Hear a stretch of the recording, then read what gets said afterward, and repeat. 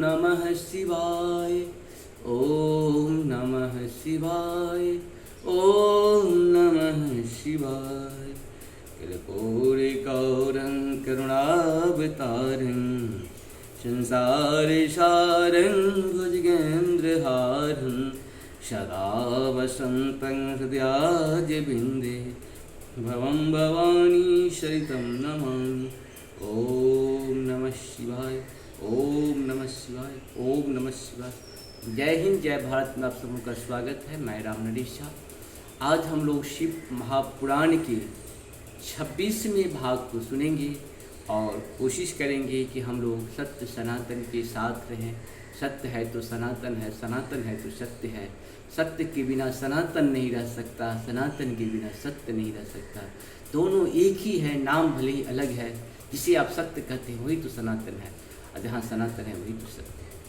नाम दोनों का अलग अलग है। श्री राम भी वही हैं, कृष्ण भी वही हैं, सारे देवता भी वही है, लेकिन उनके नाम अलग अलग हैं। तो हम लोग नाम के फेर में ना पड़े, काम के फेर में। नाम, काम और धाम, ये तीन चीज़ जो है हम लोग को हमेशा ध्यान रखनी चाहिए।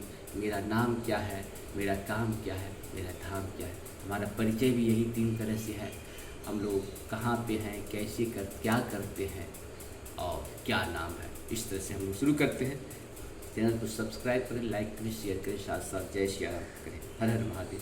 शुरू करते हैं। आज हम लोग साधकों को चाहिए कि वह 5 लाख जप करने के पश्चात भगवान शिव की प्रसन्नता के लिए महाभिषेक एवं नैवेद्य निवेदन करके शिव भक्तों का पूजन करें। भक्त की पूजा से भगवान शिव बहुत प्रसन्न होते हैं। शिव और उनके भक्त में कोई भेद नहीं होता। यह साक्षात शिव स्वरूप ही है। शिव स्वरूप मंत्रों को धारण करके वह शिव ही हैं, शिव ही हो गया रहता है। शिव भक्त का शरीर शिव रूप ही है, अतः उसका सेवा से तत्पर रहना चाहिए। जो शिव के भक्त हैं वे लोग और वेदों की सारी क्रियाओं को जानते हैं।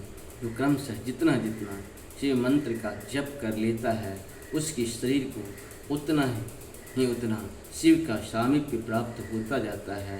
इससे संशय नहीं है। शिव भक्ति स्त्री का रूप देवी पार्वती का ही स्वरूप है। वह जितना मंत्र जपते हैं उसे उतना ही देवी का सानिध्य प्राप्त होता जाता है।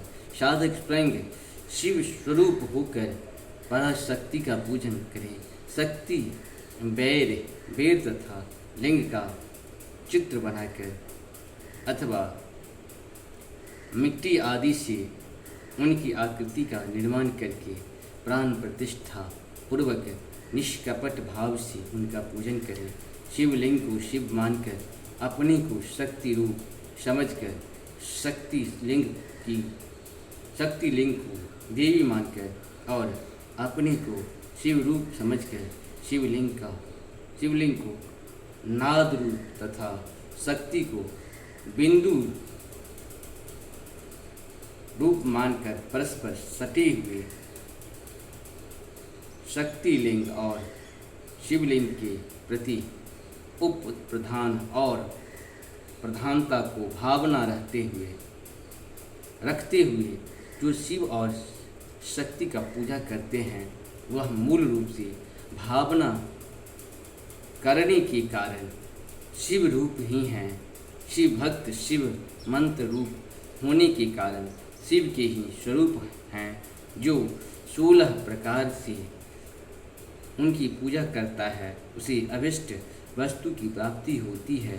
जो शिवलिंगोपासक शिव भक्त की सेवा आदि करके उसे आनंद प्रदान करता है, उस विद्वान पर भगवान शिव बड़े ही प्रसन्न होते हैं। 5, 10 या 100 पत्नी के शिव भक्तों को बुला कर भोजन आदि के द्वारा पत्नी सहित उनका सदैव समादर करें। धन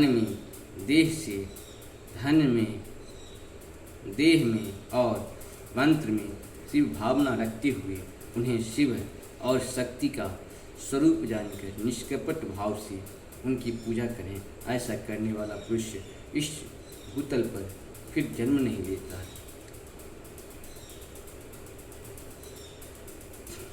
बंधन और मोक्ष का विवेचन, शिव पूजा का उपदेश, लिंग आदि में शिव पूजन का विधान, भस्म के स्वरूप का निरूपण और महत्व, शिव एवं गुरु शब्द की व्युत्पत्ति तथा शिव के भस्म धारण का रहस्य।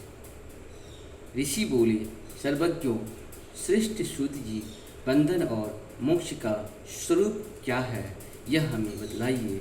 सूत जी कहा, महर्षि, मैं बंधन और मोक्ष का स्वरूप तथा मोक्ष के उपाय का वर्णन करूँगा, तुम लोग आदरपूर्वक सुनो। जो प्रकृति आदि 8 बंधनों से बंधा हुआ है वह जीव बद्ध कहलाता है, और जो उन 8 बंधनों से छूटा हुआ है उसे मुक्त कहते हैं। प्रकृति आदि को बस में कर लेना मोक्ष कहलाता है। बंधन आगंतुक हैं और मोक्ष स्वतः सिद्ध है। बद्ध जीव जब बंधन से मुक्त हो जाता है तब उसे मुक्ति जीव कहते हैं। प्रकृति, बुद्धि, महत्व, त्रिगुणात्मक अहंकार और 5 तंत्र तन मात्राएं उन्हें ज्ञानी पुरुष प्रकृत्यास्थ मानते हैं। प्रकृति आदि 8 तत्वों के समूह से देह की उत्पत्ति हुई है। देह से कर्म उत्पन्न होता है और फिर कर्म से नूतन देह की उत्पत्ति होती है। इस प्रकार बारंबार जन्म और कर्म होते रहते हैं। शरीर को स्थूल, सूक्ष्म और कारण के भेद से 3 प्रकार का जानना चाहिए। स्थूल शरीर जागृत अवस्था में व्यापार करने वाले को सूक्ष्म शरीर जागृत और स्वप्न अवस्था में इंद्रिय भोग प्रदान करने वाला तथा कारण शरीर सुसुप्त अवस्था में आत्म आनंद की अनुभूति कराने वाला कहा गया है। जीव को उसकी प्रारब्ध कर्मानुसार सुख दुख प्राप्त होते हैं। वह अपने पुण्य कर्मों के फलस्वरूप सुख और पाप कर्मों के फलस्वरूप दुख का उपभोग करता है। अतः कर्मपाश से बंधा हुआ जीव अपने त्रिविध शरीर से होने वाले शुभाशुभ कर्मों द्वारा सदा चक्र की भांति बारंबार घुमाया जाता है। इस चक्रवत भ्रमण की निवृत्ति के लिए चक्रकर्ता का स्तवन एवं आराधन करना चाहिए। प्रकृति आदि जो 8 पाश बतलाए गए हैं उनका समुदाय है, महाचक्र है, और जो प्रकृति से परे हैं वे परमात्मा शिव हैं। भगवान महेश्वर ही प्रकृति आदि महाचक्र के कर्ता हैं, क्योंकि वे प्रकृति से परे हैं। जैसे बकायम नामक वृक्ष का थाला जल को पीता और उगलता है, वैसी उसी प्रकार शिव प्रकृति आदि को अपने वश में करके उस पर शासन करते हैं। उन्होंने सबको वश में कर लिया है, इसीलिए वे शिव कहे गए हैं। शिव ही सर्वज्ञ, परिपूर्ण तथा निःस्पृह हैं। सर्वज्ञता, तृप्ति, अनादि, बोध, स्वतंत्रता, नित्य अलुप्त शक्ति से संयुक्त होना और अपने भीतर अनंत शक्तियों का धारण करना। महेश्वर ने इन 6 प्रकार के मानसिक ऐश्वर्यों को केवल वेद जानता है। अतः भगवान शिव के अनुग्रह से ही प्रकृति आदि 8 तत्व वश में होते हैं। भगवान शिव का कृपा प्रसाद प्राप्त करने के लिए उन्हीं का पूजन करना चाहिए। यदि कहे, इस प्रकार से हम लोग का यहाँ पे ये पूर्ण हुआ, नहीं थोड़ा सा और कर लेते हैं। यदि कहे शिव तो परिपूर्ण है, निःस्पृह है, उनका पूजा कैसे हो सकती है, तो इसका उत्तर यह है कि भगवान शिव के उद्देश्य उनकी प्रसन्नता के लिए किया हुआ सत्कर्म उनकी कृपा प्रसाद को प्राप्त कराने वाला होता है। शिवलिंग में, शिव का प्रतिमा में तथा शिव भक्त जनों से में शिव की भावना करके उनकी प्रसन्नता के लिए पूजा करनी चाहिए। वह पूजन शरीर से, मन से, वाणी से और धन से भी किया जा सकता है। उस पूजा से महेश्वर शिव जो प्रकृति से परे हैं, पूजक पर विशेष कृपा करते हैं और उनका वह कृपा प्रसाद सत्य होता है। शिव की कृपा से कर्म आदि सभी बंधन अपने वश में हो जाते हैं। कर्म से लेकर प्रकृति पर्यंत सब कुछ जब वश में हो जाता है तब वह जीव मुक्त कहलाता है और स्वात्मा राम रूप से विराजमान होता है। परमेश्वर शिव की कृपा से जब कर्म जनित शरीर अपने वश में हो जाता है तब भगवान शिव के लोक में निवास का सौभाग्य प्राप्त होता है। इसी को सालोक्य मुक्त कहते हैं। जब तन मात्राएँ वश में हो जाती है तब जीव जगदम्बा सहित शिव का सामीप्य प्राप्त कर लेता है। यह सामीप्य मुक्ति है। उसकी आयुध आदि और क्रिया आदि सब कुछ भगवान शिव के समान हो जाते हैं। भगवान का महाप्रसाद प्राप्त होने पर बुद्धि भी वश में हो जाती है। बुद्धि प्रकृति का कार्य है। उसका वश में होना साष्टी मुक्त कहा गया है। पुनः भगवान का महान अनुग्रह प्राप्त होने पर प्रकृति वश में हो जाएगी। उस समय भगवान शिव का मानसिक ऐश्वर्य बिना यत्न के ही प्राप्त हो जाएगा। सर्वज्ञता और तृप्ति आदि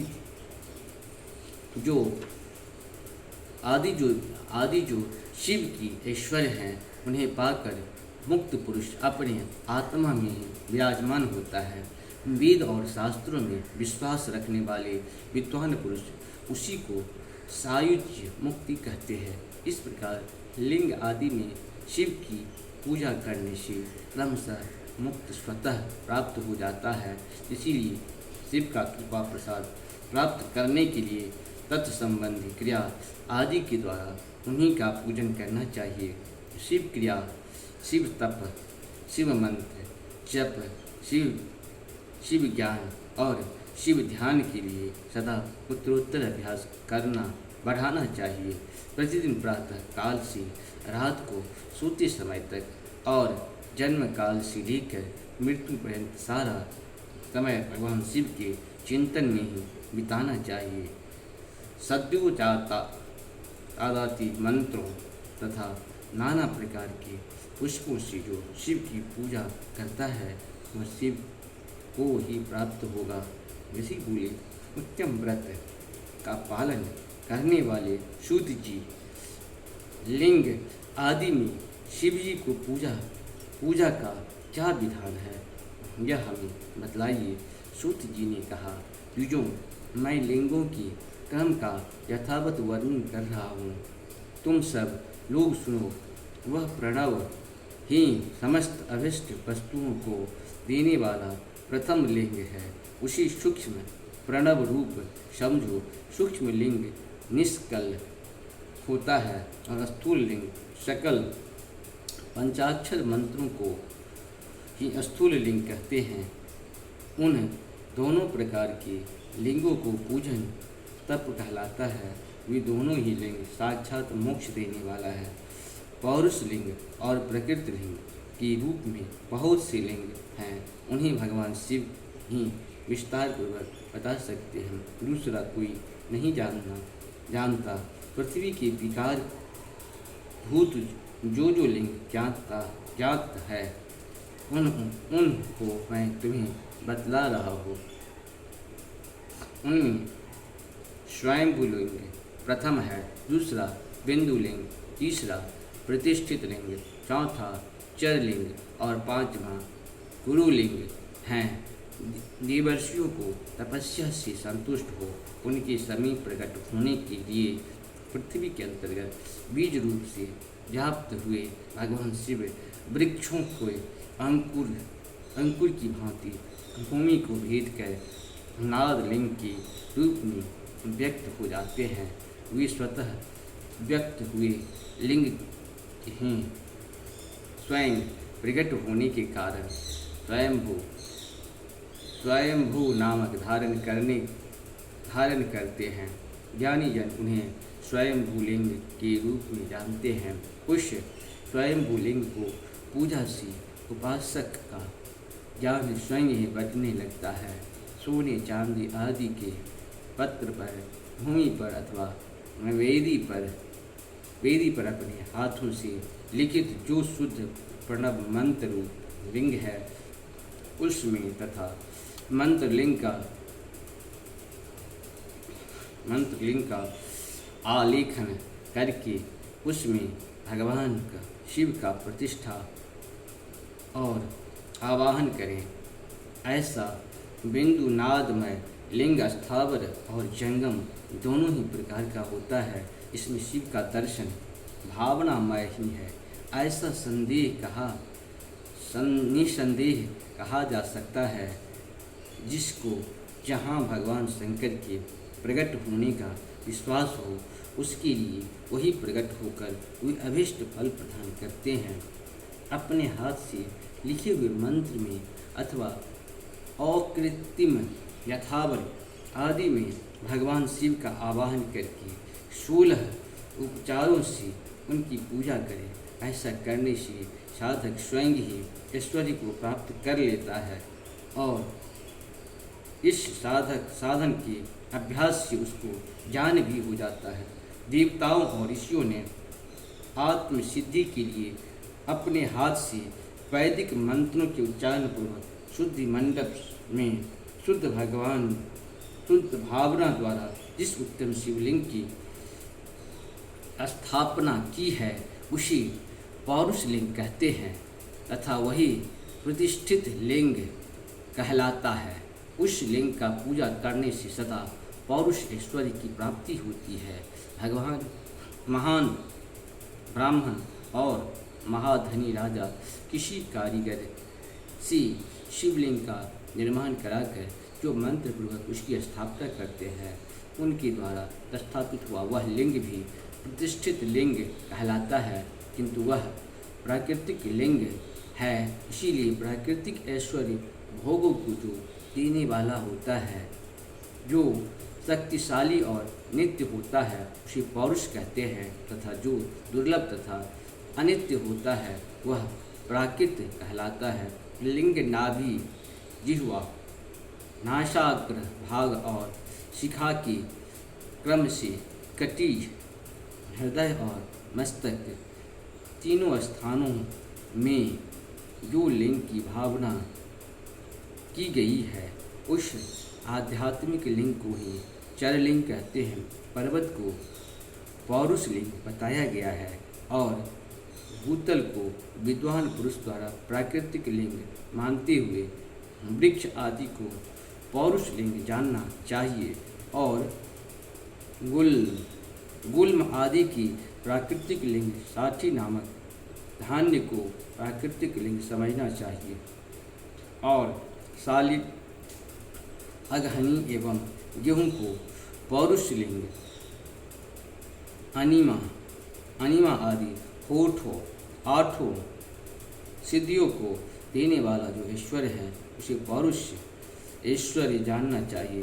सुंदर इसी तथा धन आदि विषयों को आस्तिक पुरुष प्राकृतिक ऐश्वर्य कहते हैं। चरलिंग में उसी प्रथम रसलिंग का वर्णन किया जाता है। रसलिंग ब्राह्मणों को उनकी सारी अभिष्ट वस्तुओं को देने वाला है।